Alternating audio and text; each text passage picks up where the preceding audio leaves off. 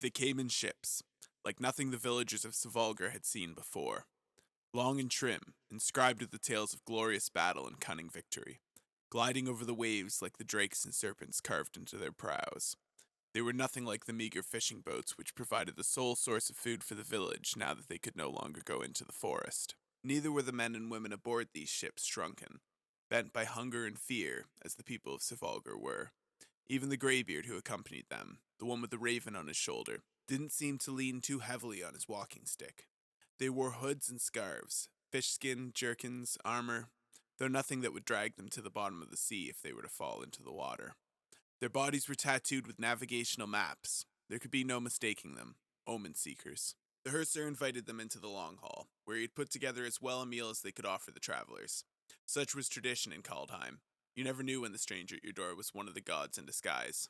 But the clan leader, the blind woman who somehow needed no help navigating the narrow, muddy streets, declined the offer. They were not here for salted fish and hard tack. When did the disappearances start? She asked. None of the villagers had ever met Inga Runeyes, the clan leader of the Omen Seekers, but her strange white gaze left no doubt as to whom they spoke. They aren't disappearances, they're murders! Said one woman near the front of the crowd that had assembled. She had lost 2 daughters over the last month. You don't know that, shouted another man, his eyes sunken and red from weeping. He'd lost his husband. You haven't found any bodies, Said Inga gently. is that right? Both nodded stiffly. No bodies, but one of the hunters saw it, said the Herser. Saw what? Asked Inga. Go on, Ross, said the alderman. Tell them. A young man stepped forward, no older than 16. In one of the braziers, a coal snapped with sparks. He flinched at the noise. Boy, what do you see? Asked Inga, slowly, so as not to alarm the lad. What is doing this to your town? He rubbed at his arms, as if cold, refused to look up at her. A monster. It was a monster. If Inga was surprised, she didn't know it, Aussie, she said, waving over to the old man with the bird. I want a war party ready to set off within the hour. Skeleton crews aboard the ships until we return. Everyone who can be spared is going into the Aldergard forest. The old man who had been nodding intently until then paused. And your guest? Will she be coming as well? The villagers had seen her, of course. That woman in strange garb, loitering by the ships while the Omen Seekers took down the sails and secured their vessels to the aging Svolgar docks. The one who looked at them like they were curiosities pulled from the depths.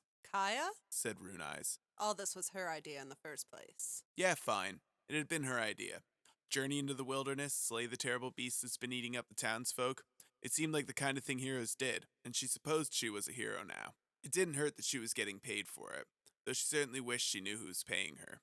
But anonymous coin minted from half a dozen different planes was hard to argue with, and as an added benefit, it seemed nice and simple. Nothing like that messy business on Ravnica. It was all going according to plan so far, only she didn't count on the wilderness being so wild. Kaya was used to the solidity of cobblestones underfoot, the press of a crowd around her. She was used to noise. Out here in the Aldergard, each crunching footstep in the snow seemed to echo out between the massive pines for miles. She'd had a persistent case of goosebumps since they set off, and not just from the cold. Is this place always so quiet? I've been in tombs that were livelier. She said when they stopped for a moment of rest under the branches of the great trees above. The old man, Asi, he'd said his name was, raised an eyebrow. Perhaps a lively tomb is not so rare when one is a hunter of spirits. You may have a point. Inga, leader of the Omen Seekers, was the first person Kaya had met on this plane, and she seemed a good enough sort. Hard to get to know, though. She always seemed distracted, as if talking to you was dragging her attention away from something more pressing. The old man, she'd found, was better company.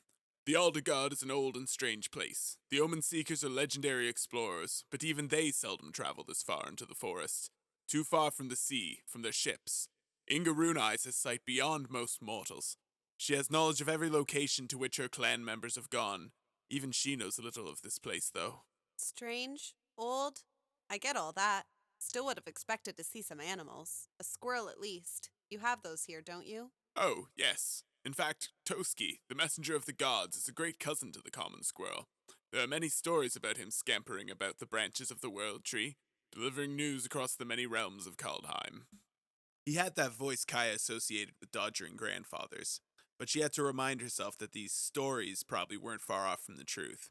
She had seen the branches of the world tree herself in the skies of Bretagard, hanging there, massive beyond reckoning, disappearing behind the passing clouds. A giant squirrel? Well, why not? She had seen stranger. It is unusual, though, to go so long in these woods without a sign of life, almost as if the birds and beasts mean to avoid this place, said Ossie. Maybe they've got better sense than us. You would be surprised how many do. People taken in the night, an omen speaker began muttering near them. The fear was plain in his voice. At the edge of the woods, like sheep. You heard what that hunter said. He saw a monster. What if this isn't just some overgrown beast? What are you suggesting it is we're tracking, young man? Said Assi. Sarolf, he said, dropping his voice to a whisper, as if speaking the name might cause the thing to suddenly appear. The Dreadwolf, the Realm Eater. A wolf? That's what has you jumping at every snowflake? Said Kaya. Sarolf is no ordinary animal, said Assi. He is one of the cosmos monsters, created at the birth of the world dwelling in the void between the realms. He would be a mighty foe to face indeed. But I wouldn't worry, said Assi. It isn't the way of such beings to lurk and linger in the dark corners of the Aldergard. Were they to come to Bretagard, they would not do so in secret. From the boughs above came a harsh caw. Kaya's hand went to one of the daggers at her belt. A raven wheeled in a circle above them, dropping lower and lower, black wings stark against the snow-white sky. Ah, said Assi.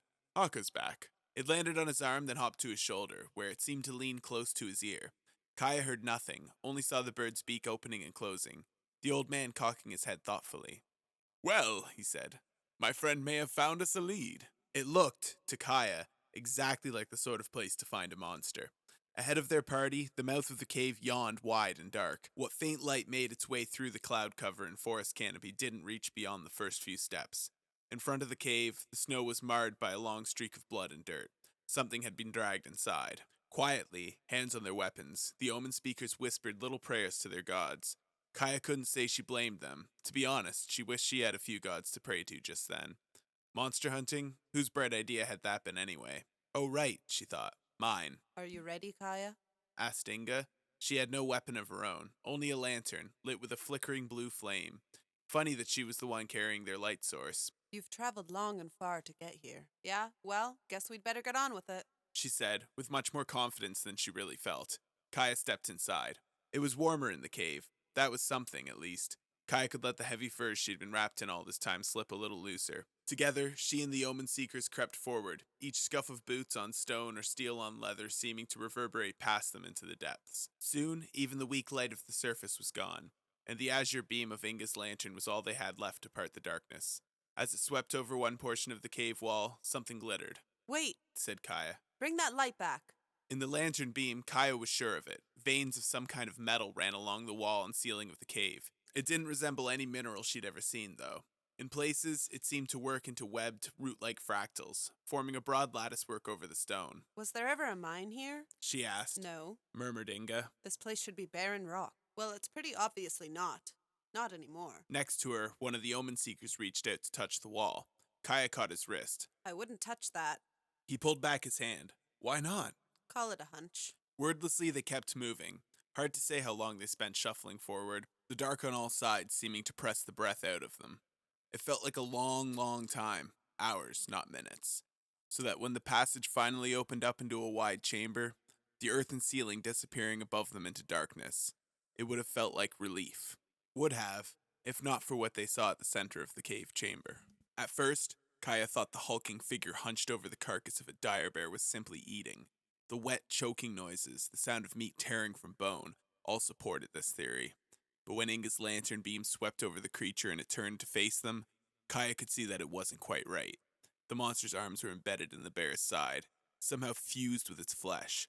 With an awful popping sound, Kaya watched as the monster ripped itself free. That hissed Kaya. Is not a wolf. It stood 12 feet, maybe higher, its body a raw pinkish red color. Across its shoulders was a ruff of patchy fur, a dozen different hues swirled together. The arms that had been sunken into the bear looked long and powerful, ending in horrible curving talons. 2 additional spindly arms extended from its chest, clawed hands twitching like spiders. All strange, but nothing as strange as its head. A skull-like face flanked by razor tusks and broad, spined antlers, all of it the color of bone, even as it gleamed like metal in the light of Inga's lantern. It opened its mouth, red sinews working beneath its plated mask, and it made a noise that scared Kaya in a way no spirit ever had. Like a bear's roar, but wrong. A bad imitation. Then it dropped into a loping charge straight for them. Kaya leapt out of the way, rolling across the cave floor and coming up with her daggers in hand. Two of the Omen Seekers hadn't been so quick. One was pinned beneath the creature, screaming as the spindly arms sank into his face as if his flesh were only water. The other struggled, as if he was lifted in one monstrous hand. It was a horrifying display, enough to send lesser warriors fleeing in terror, and the Omen Seekers really were not warriors at heart. Traveling with them from the Kurta Pillars, Kaya had learned what it really was that drove them forward. The thrill of exploration, of discovery. They were willing to fight as part of this, but they never relished it. To their credit, though, none of them turned and ran. Not like they'd get far, she thought. Forming a semicircle around the monster, several jabbed spears at it while others hacked at its outstretched limbs with sword and axe, opening great bloody gashes with each swing. "Don't touch it!" shouted Kaya over the screaming of the trapped man until something cut him off with a wet gurgle. Before her eyes, the wounds seemed to knit shut, muscles welding themselves back together. From a particularly deep gash, whipping tendrils snaked out, latching onto one swordsman's arm and dragging her shoulder deep into the monster's flesh. Stuck there, she drew a knife from her belt and stabbed at the horrible creature over and over until it released her.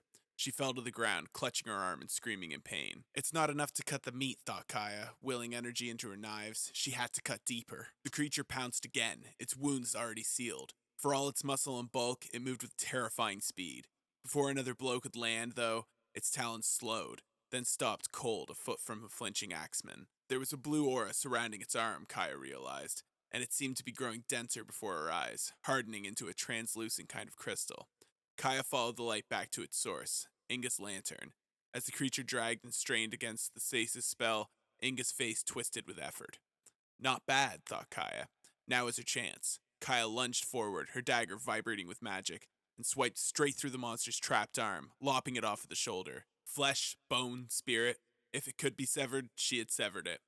The arm hit the stone floor of the cavern with a wet thud and began to blacken and crumble to ash where Kaya had cut it.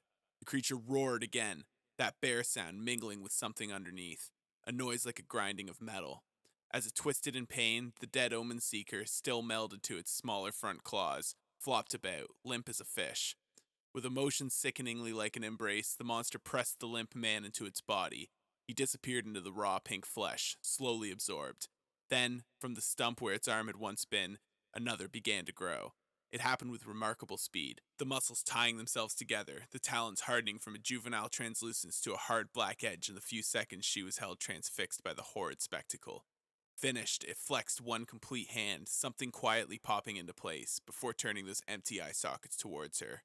Oh gods and monsters, thought Kaya. Then it charged. She ducked under its first swipe and turned her torso to ghostly aether, so the second passed right through. I can hurt it, at least semi-permanently, she thought. That's something. Now she just had to find another opening in which to strike. A moment where she could channel power into one of her blades instead of using her magic to phase out of these ceaseless blows. She danced and weaved just as quick as her foe. Suddenly, her heel hit rock, the cave wall. She swore. It hadn't been mindlessly attacking. It had been hurting her, driving her into a corner where all her nimbleness would be useless.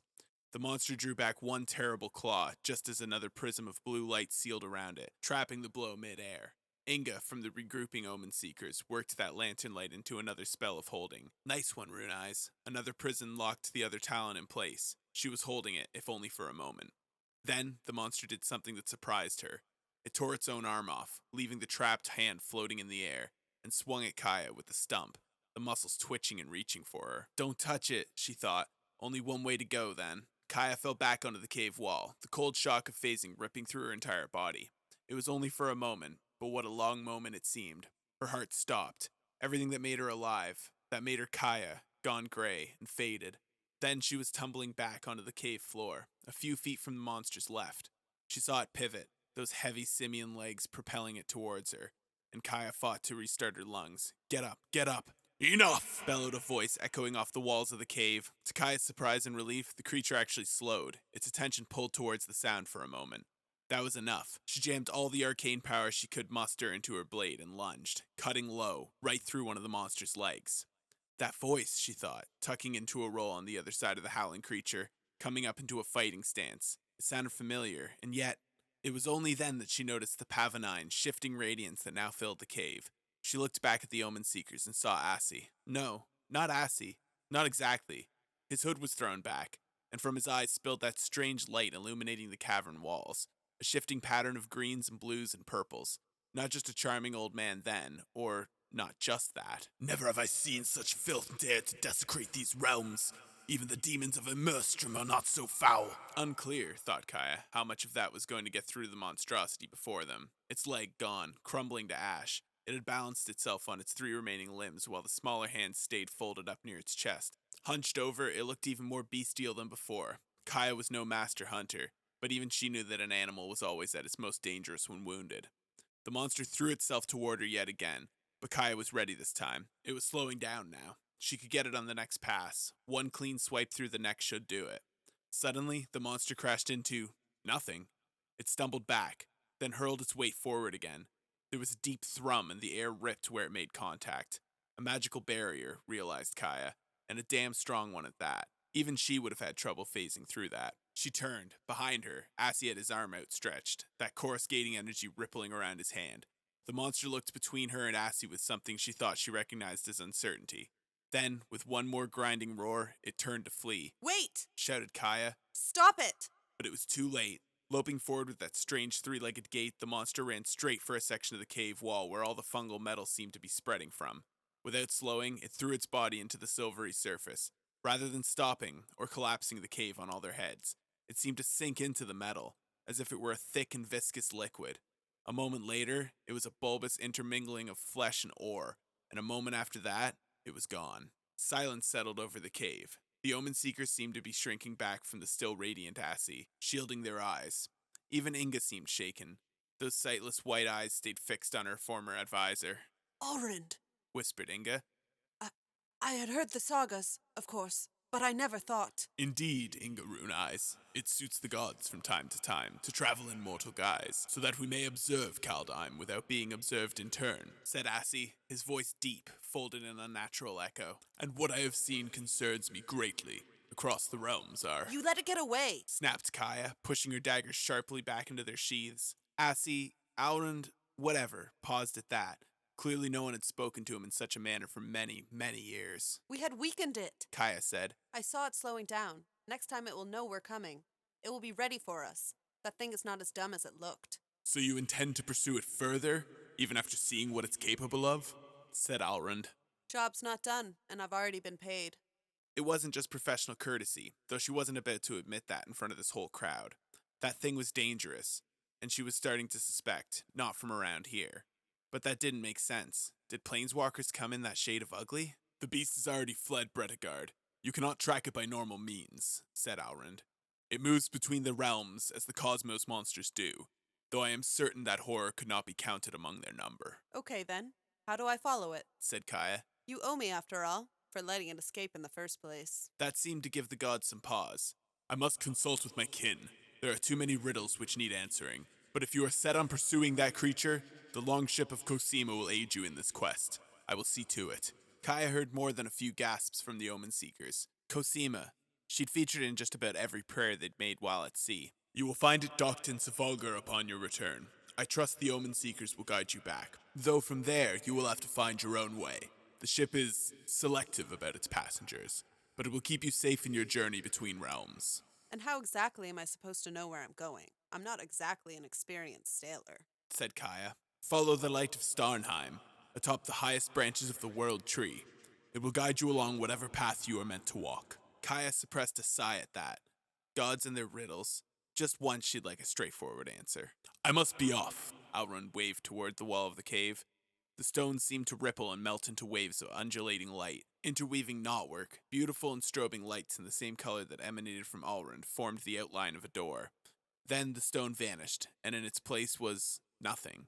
She could see the lights in the distance, like the slow shifting of stars, but in between was nothing but vast, empty darkness. Suddenly, Kaya was very glad that she had a magic boat to help her cross that gulf. Allrund stepped toward the doorway he had created, then paused. Igna Rune Eyes, Kaya Far Traveler, I fear the arrival of this creature is an omen, a sign of terrible things to come. In all my auguries, I see death and destruction throughout Kaldheim. I fear a Doomscar approaches, one unlike any in living memory. A hush fell over the Omen Seekers. For not the first time, Kaya felt a step behind. Doomscar. That doesn't sound great, she said. A collision of the realms, said Inga. And with it, inevitably, comes war and chaos, a time of great suffering. Perfect, thought Kaya bitterly. Hunt a monster, save some townsfolk. Nice and simple. Nothing like that mess in Ravnica.